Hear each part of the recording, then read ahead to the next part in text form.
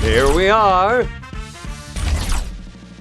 Welcome to the only game show in the galaxy where we abduct you and ask you questions. It's Probing for Answers with your host, me.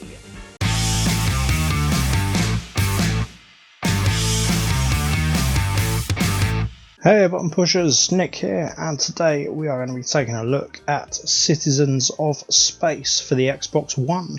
It was developed by Eden Industries and published by Sega. It was released this month and is currently available for PC, PS4, Switch and Xbox.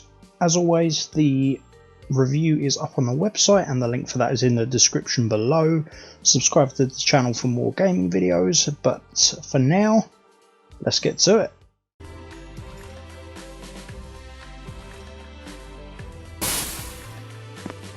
Ah, I'm finally here. The Galactic Federation.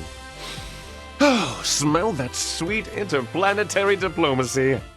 You are the newly appointed ambassador of Earth, and turns out Earth isn't the most well-liked or even heard about planet in the galaxy, and also it's gone missing. As the patriotic human that you are, you decide it's your solemn duty to get it back, and no one else in the Galactic Federation really seems to care enough to do anything, so it's up to you to scour the galaxy for a team that is willing to help, starting with your tiny and very angry assistant. You'll have to speak to the inhabitants of the galaxy and convince them to come and join you in your search for the missing Earth. Do you think the captain would give you a children's discount? There's a ton of different characters that you can speak to and recruit throughout the game, but only about 0.5% of them are actually willing to make it easy for you. The rest of them are going to take some convincing. Sometimes it's just a case of completing a simple task or ticking off a certain activity a certain amount of times, but other people will want you to find them items scattered throughout the galaxy, with some people actually being outright locked until you reach a certain point of the story.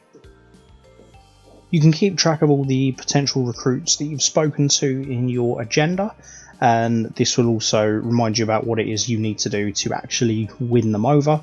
Once you've fulfilled their sometimes bizarre criteria, then you can go visit them again and they will finally agree to join you. This is where you need to start making some decisions.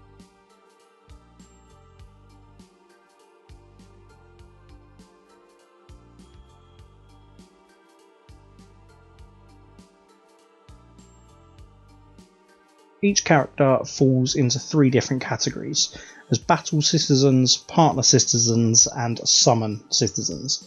Each of them have their own skills and perks, and like the beautiful snowflakes that they are, they're all completely unique. The battle citizens are your front line of defense against the enemies of the game.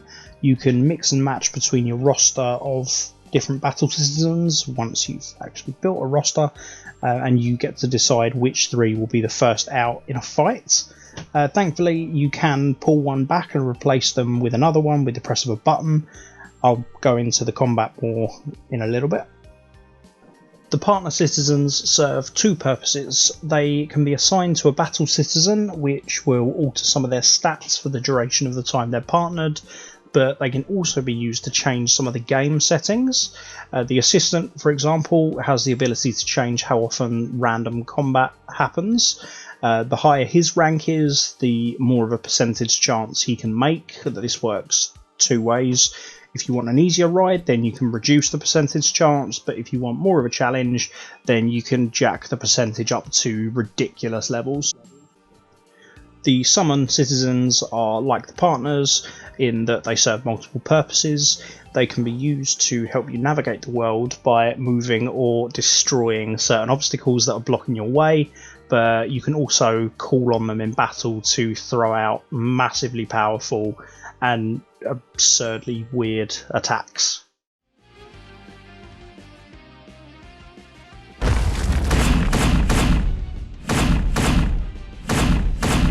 Nice! That'll show 'em!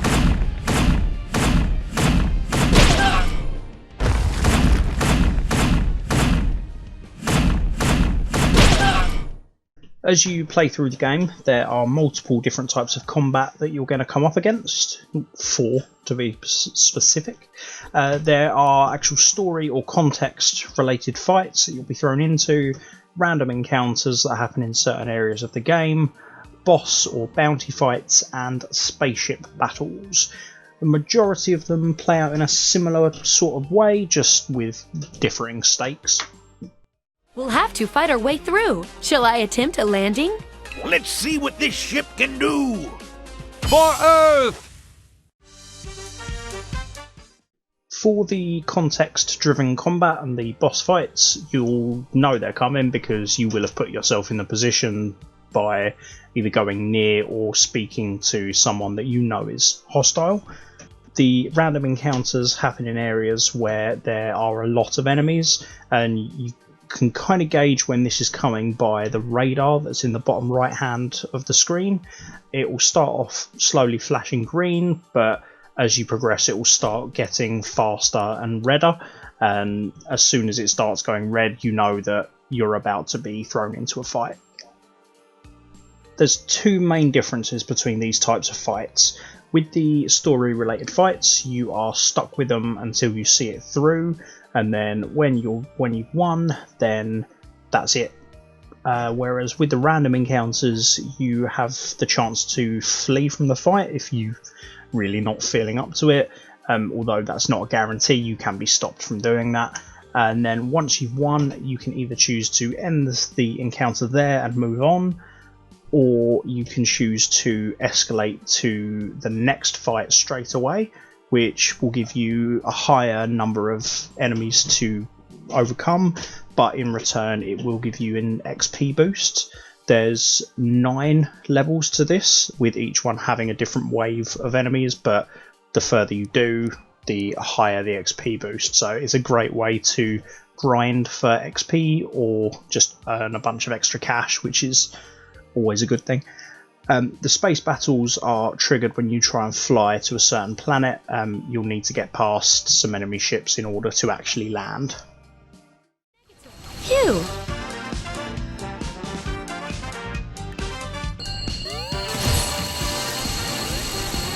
Activating. The combat system itself is one of the most unique elements of the game, as both the offensive and defensive moves are handled through different minigames. As you're deciding what move to use, there's an indicator telling you whether the move is going to earn you a talent point or use a talent point, or potentially multiple talent points. It's up to you to decide how you want to play it, so you can stick with the smaller attacks until you've racked up enough points to unleash a load of stronger attacks, or you can alternate, so do a weaker attack, get just enough points, do a stronger attack, and then back to the weaker attacks. The minigame related to each one is completely different, and each battle citizen has their own different kind of styles of minigames. The most important thing to remember though is that the more powerful an attack is, the more difficult the minigame is going to be. Thankfully, if you screw up the minigame completely, it's not the end of the world. You'll still do the move, you just won't do as much damage. The same logic applies to when you're defending. When the enemy does their attack, you'll be given the chance to block it. The better you do on the minigame, then the lower the damage done is going to be. If you mess it up, you'll take the full force of the attack. With every successful victory, the members of your battle party and their assigned partners will earn XP, so will the summon partners if you've used them. Every battle citizen has different levels that can be reached, with each level giving a boost to their stats, and certain milestone levels will give them brand new moves to do. The partner and summon citizens will rank up, which will allow them to do more for you. The partner citizens, it will give them the ability to play around with the settings a little bit more, whereas the summon citizens will increase their powers and allow them to get past bigger obstacles or things like that. You're given a certain amount of freedom throughout the game to explore as much as you can. There are certain areas that are restricted until you reach a certain point of the story, but once you have access to your first space bus, then You can explore the galaxy to your heart's content, speaking to random people, trying to recruit them, or just trying to fight whatever enemies that particular planet has in store for you. The space exploration is nice and straightforward. You just fly your little ship around the galaxy, and if you come across an undiscovered location, then you can investigate it further, find out if you're able to land there yet or not. If you are, then great, you can go explore and do whatever you want to do. If not, you just have to make a mental note to come back later. Weather patterns down there at the moment? Seems like a pile of tourists have the same idea, though. Getting through won't be so easy. Oh? Ain't got no weapons on me space bus, boyo. We'll need a real ship if we want to land here. Whenever you're exploring a planet, you can bring up a map at any point, which will give you the layout of the area that you're currently exploring, and it will highlight on it the direction you need to go to complete your current objective, or any objectives currently marked as active. Considering that every mission, secondary mission, and recruitment mission you get is automatically marked as active, means that if you're not keeping on top of this, then you can quite easily end up with a whole mess of icons all over the map telling you to go in all the different directions. And that, ladies and gentlemen, is Citizens of Space. It's available now for PC, PS4, Switch and Xbox One. All of the footage in this video has come from the Xbox One version. Thank you very much for watching. If you liked the video, then hit the like button, subscribe for future gaming videos, and until next time, hit the music.